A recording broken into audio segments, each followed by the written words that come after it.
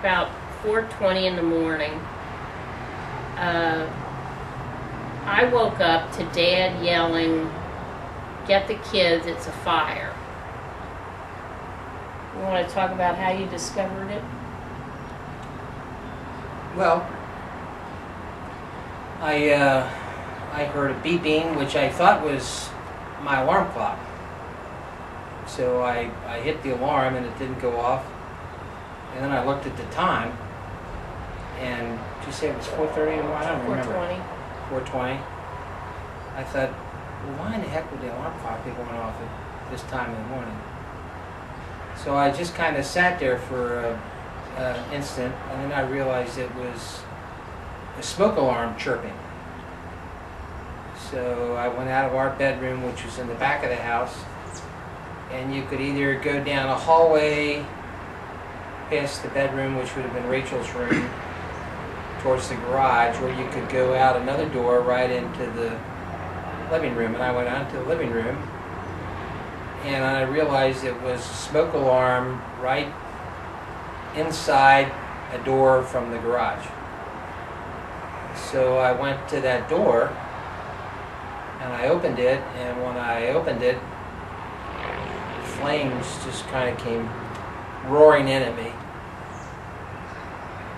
And I could tell the garage was consumed in flames, so I just slammed the door real fast and started yelling for Mom to get the kids, because I was going to go out and call 911. So I want to say I was vaguely aware that I heard her later yelling for the kids. I don't really have a clear recollection of that, but I went in the kitchen and I called 911, and obviously told them we had a fire and gave me the address and so on. And when I hung up the phone, I started yelling for her again, and I heard her say that she said, "Come down the steps.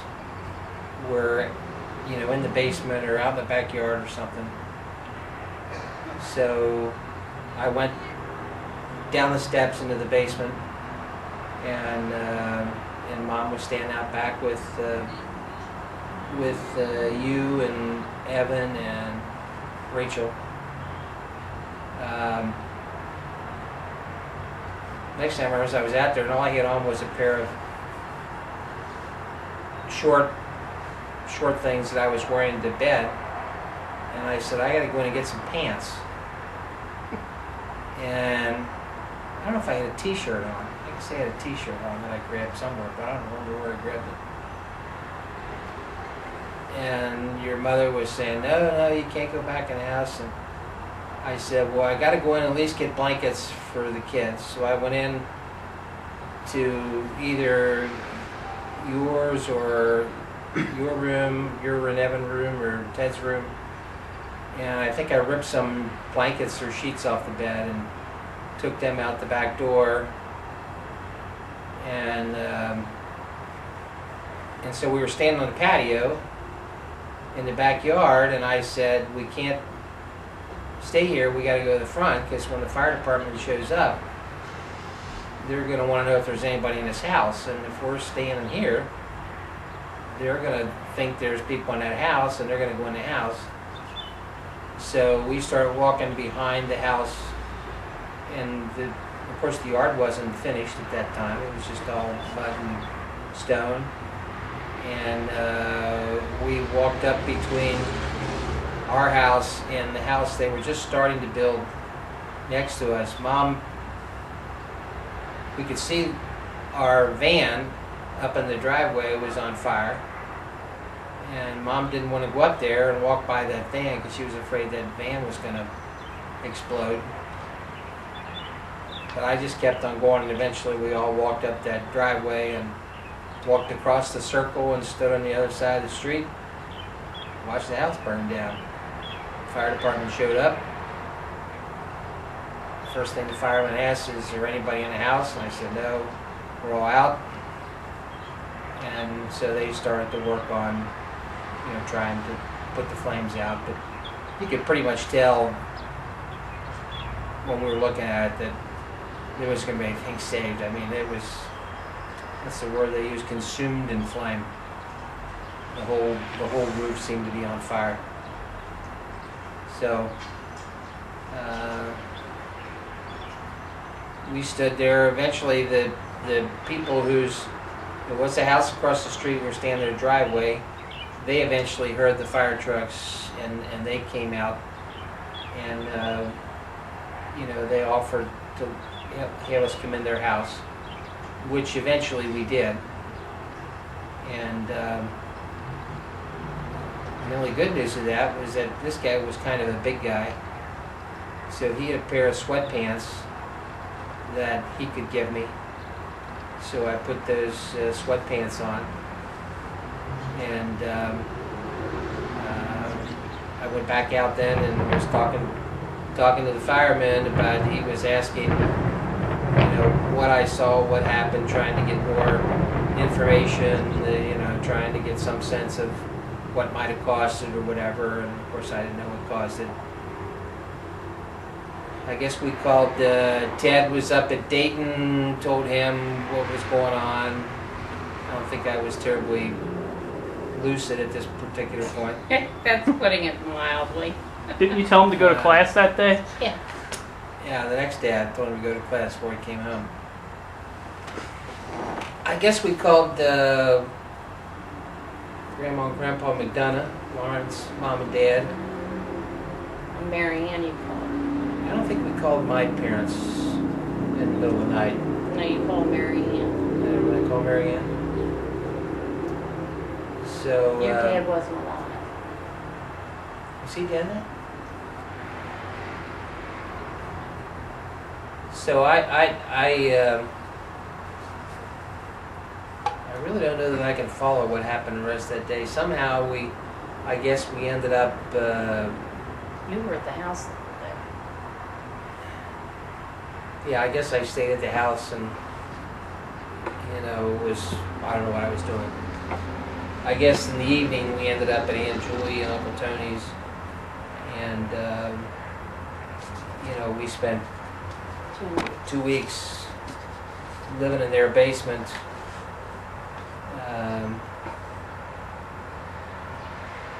All I remember is I'd go out there every night. The only clothes I had was the shorts and the long pants that the neighbor gave me and the t-shirt. I had a coworker come over the day of the fire, and he had an old pair of gym shoes, which he gave me, and a pair of socks. So I'd go home and I'd take all the clothes off and give them to Aunt Julie, and I'd jump in the shower and she'd run them through the washing machine and dryer so I could put them back on. The next day I'd put those shorts on to go to sleep in and then wear that stuff the next day. And I don't know if did we find any of your clothes in the house in the first couple of days? So your mother obviously only had one outfit, so hers had to get laundered every night too. No, I was in a nightgown, so I wore Aunt Julie's clothes, and I had to roll up at the waist 20 times because she's a lot taller than me. Well, my recollection of how the fire happened started with Dad yelling to me about, "Get the kids, there's a fire." But I obviously didn't go out the same door that Dad did. I went down the bedroom wing, and the minute I stood up, because our bed wasn't together yet, so we were sleeping on the floor where there wasn't much smoke, obviously.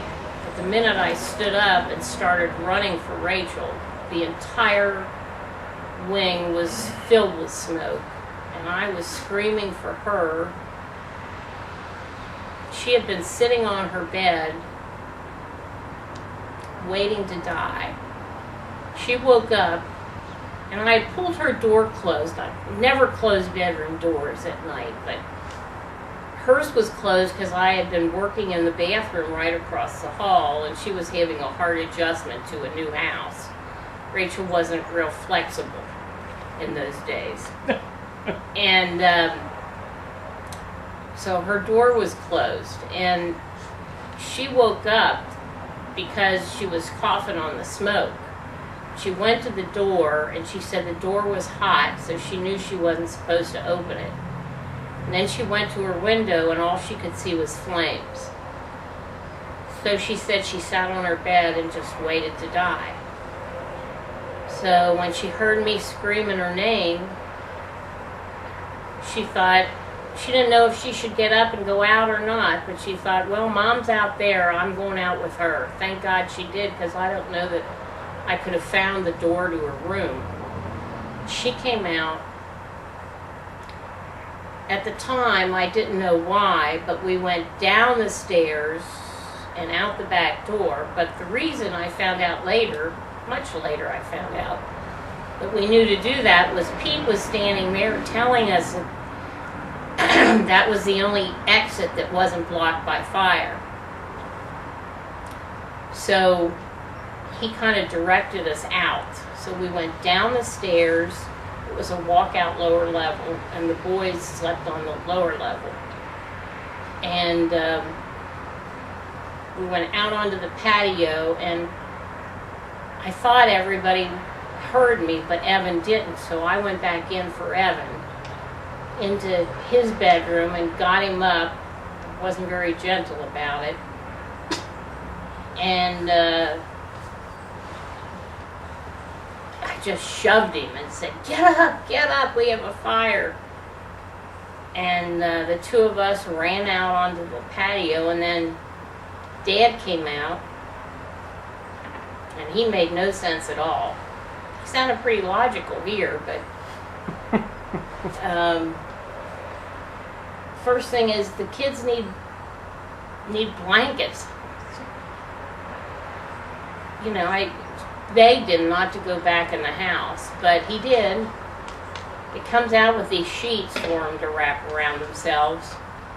And then he says he has to get pants, and there was no way for me to physically stop him, but somehow he listened that time. And then he and the boys started running up between the houses. You know, and he did say, you know, we got to get to the front so the firemen know we're out, but you look up and it got real narrow, and up by our driveway where the van was on fire. I mean, it was a van's width, and all I could see is that thing blowing up, the gas tank, and I kept screaming at Dad not to go up that way, and my boys are following him, and they just kept on going. They just ignored me. So I grabbed Rachel and I said, we can't go that way. So we kind of crossed arms. I don't know how we did it, but I know our arms were crossed. And we walked all around that construction site.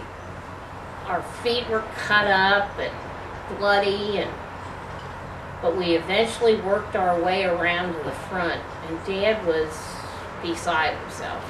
I don't know if you remember that, Pete. He kept saying, it's all gone, it's all gone. I couldn't understand what he was thinking of, because we had our kids, you know. But his experience of the fire was different than mine. He never felt like he was going to die or we were going to die. But I thought we would from the very moment I got up and started running. So, and then, you know, he kept thinking of things he wanted to get out of the house while it's burning. And I was petrified he was going to go back in that house. So our neighbors came and wanted us to go in, and I wasn't going to go in until the policeman showed up. And then I consented to take the kids in because in my head I thought, well, he can stop him from going in that house. He can shoot him in the leg. So, I mean, it just shows you, you know, crisis, the kind of crazy stuff that goes through your head. So I went in with the kids and I asked if I could wash Rachel's legs and feet off, and so we went upstairs to a bathtub and I stood her in there and I washed her legs and her feet, got her out and dried them. I washed my legs and feet, got out and dried them, and then I scrubbed their tub because it had mud in it. Excuse me. And I came down, and Dad was coming in, and he's going to call Ted. By now it's 5 o'clock in the morning. He's going to call Ted. I said, don't call Ted now. He can't do a thing about it. Wait until he's up, and we'll call him then. Well, Dad was going to call Ted. That's all there was to it. I didn't know by heart Ted's new phone number. This was October, and Ted had moved in at the end of August. He was a freshman at UD.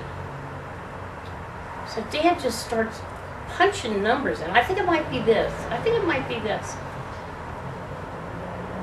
I don't know how. It was a miracle he finally got him.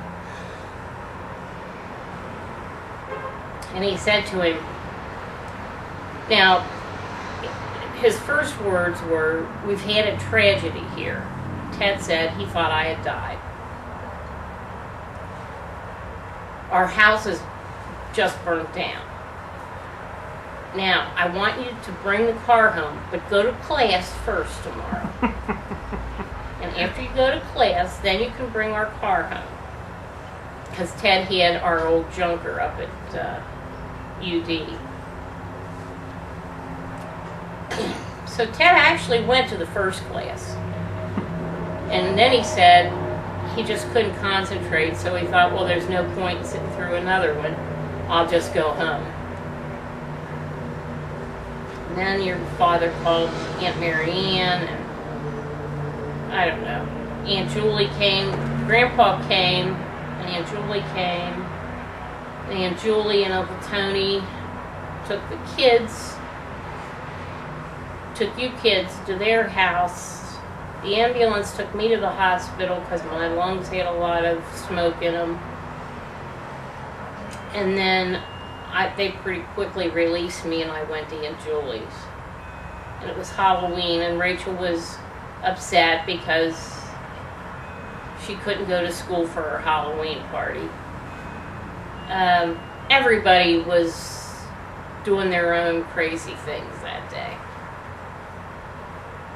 I don't think Pete did anything crazy, but he did crazy things afterwards. Anyway.